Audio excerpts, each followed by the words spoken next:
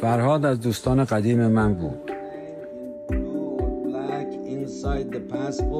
پس از اقامت در امریکا ما با هم نزدیکتر شدیم و رابطه ما حتی از برادر نزدیکتر شد. او روحیه لطیف و کنجکاوی داشت و نکته‌بین بود. سوال را با سوال دیگر همراه طنز جواب میداد. میگفت من طناز هستم و مطالب را جذاب میکرد. برخورد گرم و مهربانانه و صمیمانه‌ای که همیشه داشت جای خاصی در قلوب دوستانش به او اختصاص داده بود.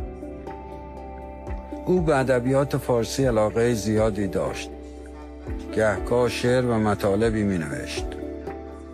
تاریخ را چون نگینی بی بدیل باید که سفت، زرشناس گوید همی هر گوهری دردانه نیست.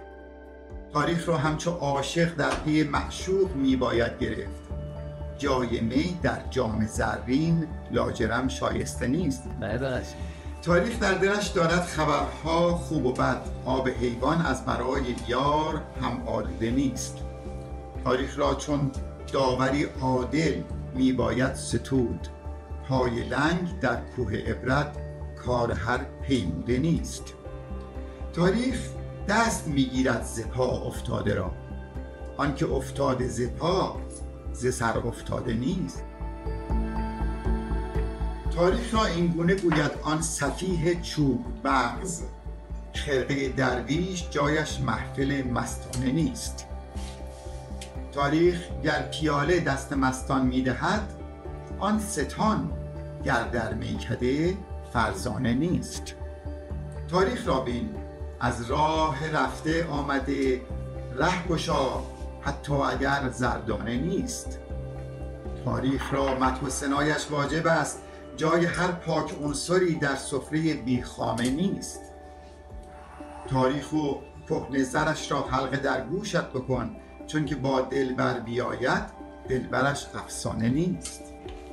تاریخ هر سکوتش پرتو فریاد هاست، هر که می روید ز نو آن بیگمان سرداده نیست.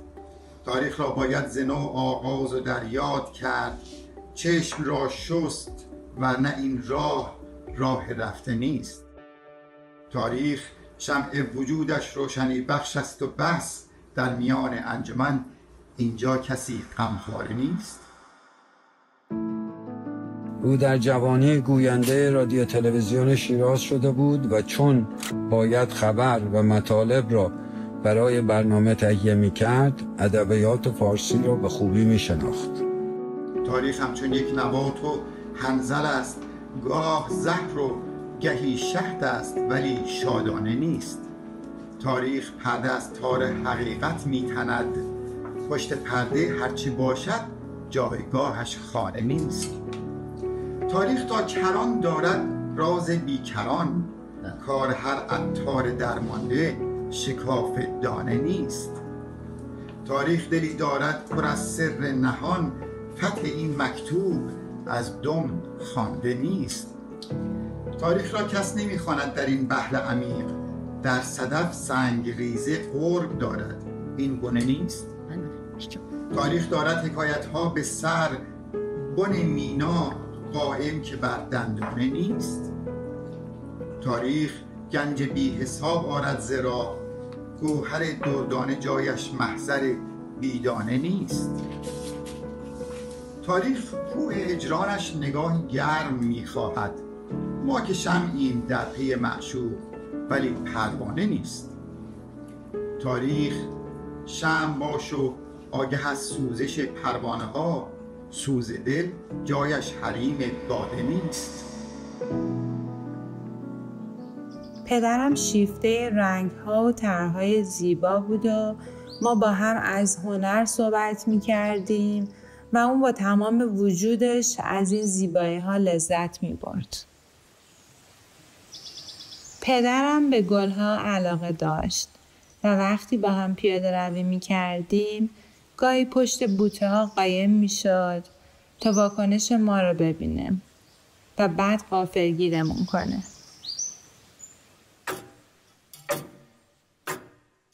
دقت پدرم به زمان خیلی زیاد بود و چون برادرش ساعت می‌ساخت دوست داشت ساعت‌ها کنارش بشینه و اون رو نگاه کنه.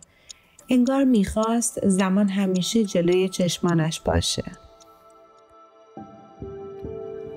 پدرم به لحظه‌های طلوع و غروب آفتاب علاقه داشت و از آنها عکس می‌گرفت و همراه با نوشته‌های خودش در پروفایلش به اشتراک می‌گذاشت.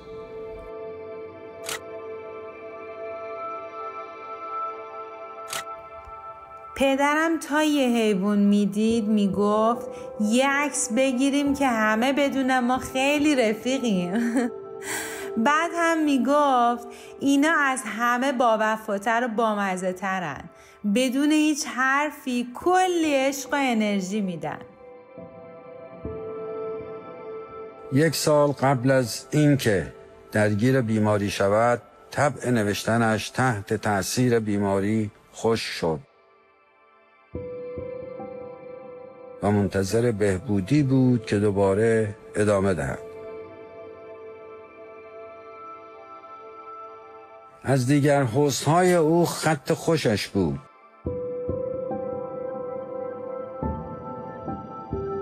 که برای من مطالب مختلفی را می نوشت.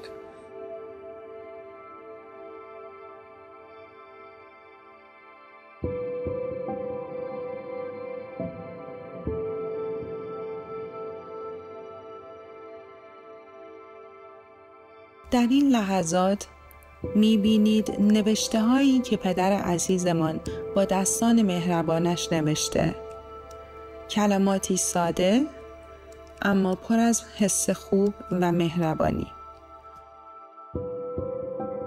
این دستخطها یادگاری از روح لطیف و هنر دوست داشتنی او هستند. کلماتی که نشان می‌دهند چقدر شعر و ادبیات و زیبایی‌ها برایش ارزش داشت. هر خط بازتاب نگاه پدر به زندگی است. نگاهی پر از مهربانی، صداقت و انسانیت. این نوشته ها برای ما فقط کلمات روی کاغذ نیستند. بخشی از خاطره ها و یاد او هستند که همیشه در دل ما زنده میمانند.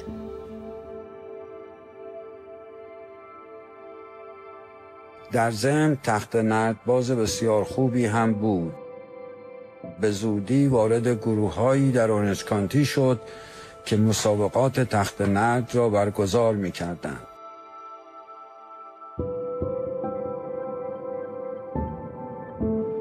و در تورنمنت‌های مختلف مقام اول را به دست آورد.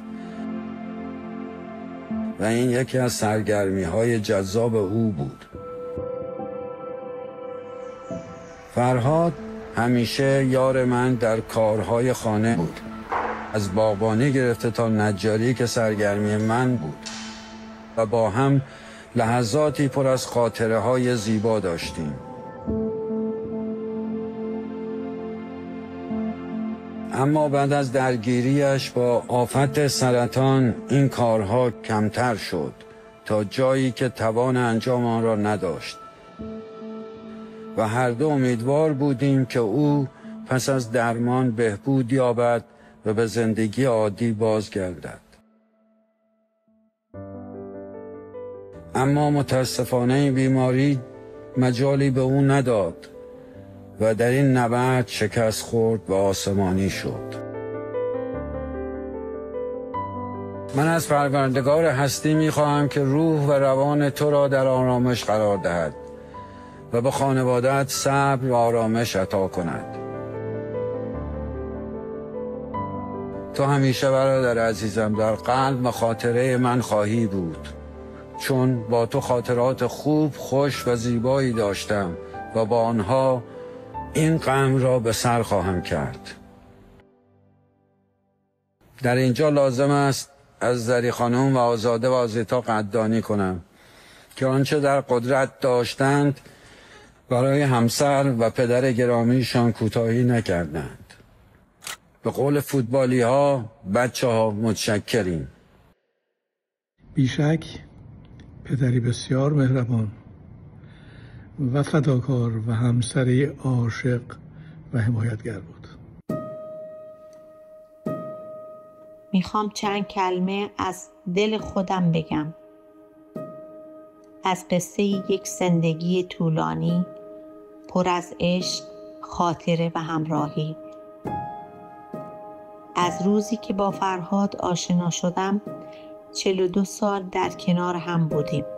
فرهاد مردی با شخصیت و با وقار بود و همین خصوصیاتش من را جذب کرد. به من خیلی چیزها یاد دادی: مهربانی، صبوری و آرامش. و قدرشناسی رو هم از تو آموختم. تو فقط همسرم نبودی، بهترین دوست و همراه زندگیم بودی. حتی در سخت‌ترین روزها آرامش نگاهت پناه من بود. فرهاد مظلومانه رفت، اما مهر و محبت تو همیشه در دل ما جاودانه است. یادت در خاطره ها و لحظات ما زنده خواهد ماند. روحت شاد و یادت گرامی. پدرم با وجود ترس‌هایی که از مرگ داشت، همیشه تلاش می‌کرد منطق و قدرت درونیش را به من نشان دهد. او با تمام وجودش زندگی را در آغوش می‌گرفت و به من آموخت که چطور با شجاعت و مهربانی در مسیر زندگی قدم بزنم. روح و روانش شاد و برای همیشه در کنف لطف الهی باشد. به قول خواجه شیراز، خوش درخشید ولی دولت مستعجل بود. سعدی در گلستان میگوید: سعدیا مرد نکونام نمیرد هرگز، مردان است که نامش به نکویی نبرند. روحت شاد فرهاد. I miss you.